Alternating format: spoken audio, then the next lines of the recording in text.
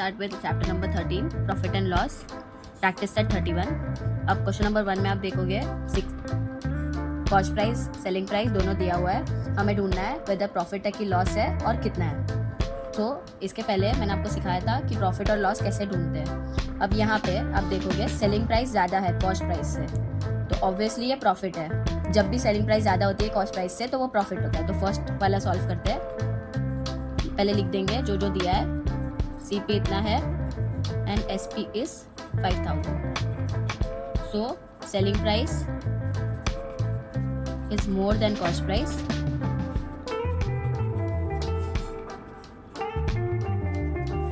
therefore it is profit. Okay, so अब profit का formula लिखेंगे। ये मैंने ऑलरेडी एक शॉर्ट्स में एक्सप्लेन किया हुआ है और ये वीडियो में भी होगा। Selling price minus cost price. यहाँ पे आप पूरा लिखना, ऐसे भी लिख सकते हो अगर टेबल वाला सम दिया है तो। ये आप साइड बाय साइड सॉल्व करके डायरेक्टली लिख सकते हो। 5000 माइनस 4500 विच इक्वल्स टू ₹500। इतना प्रॉफिट हुआ है। सो यहाँ पे आप लिख सकते हो कितना प्रॉफिट यहाँ पे प्रॉफिट है and how much, that is ₹500। So second one solve करके देखते हैं। यहाँ पे आप देखोगे कॉस्ट प्राइस और सेलिंग प्राइस। यहाँ पे कॉस्ट प्राइस ज़्यादा है सेलिंग प्राइस से, तो that means it's a loss. तो CP equals to 4100 rupees, SP equals to 4090 rupees. CP is more than SP, that means it's a loss. So अब loss का formula लिखेंगे, CP minus SP। So loss is 4100 minus 4090, that means ₹10। सो यहाँ पे लिख देंगे loss ₹10। सो बाकी के दो भी आप वैसे ही सॉल्व कर सकते हो। मैं डायरेक्टली बता देती हूँ। 700 है कॉस्ट प्राइस और सेलिंग प्राइस है 799। सो सेलिंग प्राइस ज़्यादा है, इसका मतलब ये है प्रॉफिट। ये आप देख के डायरेक्टली भी सॉल्व कर सकते हो ₹99 का। ये वाला आप देखोगे कॉस्ट प्राइस ज़्यादा है सेलिंग प्राइस से, so this is a loss that of ₹80। अब देखेंगे question number 2। A shopkeeper bot bicycle for ₹3000 and sold the same for ₹3400। How much was his profit. Question में ऑलरेडी दिया गया है कि प्रॉफिट ढूंढना है। सो डायरेक्टली पहले हम लिख देंगे जो गिवन है। Cost price equals to ₹3000 and selling price equals to ₹3400। जो गिवन होता है वो लिख देने का। फिर उसके बाद प्रॉफिट का फॉर्मूला लिखेंगे directly, that is selling price minus cost price which is 3400 minus 3000 which equals to ₹400। Therefore shopkeeper's profit was ₹400. Third sum. Sunanda Bai bought milk for ₹475. She converted it into yogurt and sold it for ₹700. How much profit did she make? ये similar है second sum जैसा ही। सो आपको क्या करना है, यहाँ पे directly profit का फॉर्मूला लिखना है। यहाँ पे जैसे कि सेलिंग प्राइस ज़्यादा है कॉस्ट प्राइस से, so it is a profit and वही पूछा है कि कितना प्रॉफिट बना है। सो directly selling price minus cost price, that is 700 minus 475 and वो आपका आंसर होगा। बस इतना ही ढूंढना है। Fourth sum, Jijamata's women saving group bought raw materials worth ₹15,000 for making chaklis. They sold the chaklis for ₹22,050. How much profit did WSG make? अभी एक women saving group है जिसने रॉ मटेरियल्स लाए थे ₹15,000 के चकली बनाने के लिए। उसके बाद उन्होंने वही चकलीस ₹22,050 में बेचे, तो कितना प्रॉफिट हुआ। It is similar to the second and third sum. So directly profit का फॉर्मूला लिखो। सेलिंग प्राइस हो जाएगी 22,050 और ये हो जाएगा cost price. So directly selling price minus cost price, ये दोनों को माइनस करके जो आंसर होगा वो आपका प्रॉफिट होगा। So let's go to the fifth sum. Pramod bought 100 bunches of methi green for ₹400. In sudden downpour, 30 of the bunches of his handcart got spoiled. He sold the rest at rate of ₹5 per bunch. Did he make profit or loss and how much? तो पहले देखते हैं, starting से देखते हैं। 100 bunches की मेथी उसने लाई थी ₹400 के लिए। फिर उसके बाद बारिश हुई तो उसकी 30 बंचेस खराब हो गए। सो उसने क्या किया, बाकी के जो बचे थे वो उसने ₹5 पर बंच पे बेचे। सो अब हमें देखना है कि प्रॉफिट हुआ कि लॉस और कितना। So line by line start करते हैं।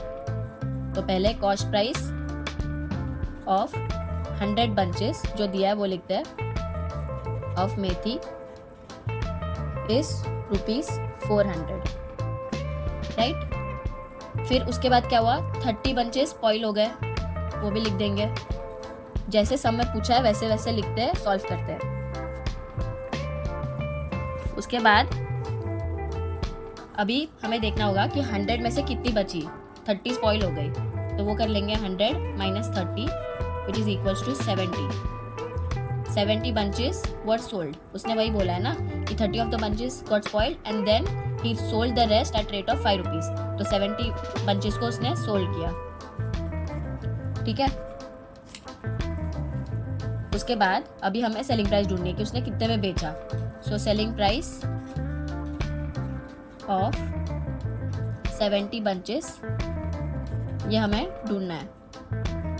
सो अब 70 बंचेस को उसने 5 रुपए में बेचा। सो सेलिंग प्राइस क्या हो जाएगी, इक्वल्स टू 70 इंटू। तो अब देखना है प्रॉफिट है कि लॉस है और कितना है। तो पहले तो देखेंगे 1 क्विंटल कितना होता है। So 1 quintal is equals to 100 kgs, okay. So अब हम ढूंढ लेते हैं कि 100 kgs का कॉस्ट क्या था। So the cost price of 100 kg of onions is ₹2000। उसने 2000 में लिया था, ठीक है। अब सेलिंग प्राइस ढूंढेंगे। सेलिंग प्राइस ऑफ पर केजी ओनियंस कितना था, ₹18। अब ₹18 इंटू 100 करना पड़ेगा क्योंकि पर केजी उसने बेचा है। So that will be equals to selling price of 100 kg onions is equals to 18 into 100, that is 1800 rupees. सो यहाँ पे क्या कॉस्ट प्राइस कितनी है, 2000 है और सेलिंग प्राइस है 1800। So cost price is more than selling price. So it's a loss. Loss का formula CP minus SP, that is 2000 minus 1800 which comes to ₹200. So last sum this exercise का, Kantabai bought 25 sarees from a wholesale merchant for ₹10,000 and sold them all at ₹460 each. How much profit did Kantabai get in her transaction? So अब उसने 25 sarees लाई थी एक wholesale market से for ₹10,000 और उसने एक साड़ी 460 में बेची। तो हमें देखना है कि कितना प्रॉफिट हुआ। ऑलरेडी बताया कि प्रॉफिट है। सो cost price of 25 saris is ₹10,000। अभी सेलिंग प्राइस देखेंगे। Selling price of 1 sari is ₹460। So selling price 25 कितनी लाई थी उन्होंने, 460 25 साड़ीज लाई थी। So selling price of 25 saris is equals to 25 into 460 which will be equal to 11,500। अब पता ही है कि प्रॉफिट है, आप देख भी सकते हो कॉस्ट प्राइस कम है सेलिंग प्राइस से। So profit equals to SP minus CP, that is selling price minus cost price, 11,500 minus 10,000 which is equals to 1,500 rupees.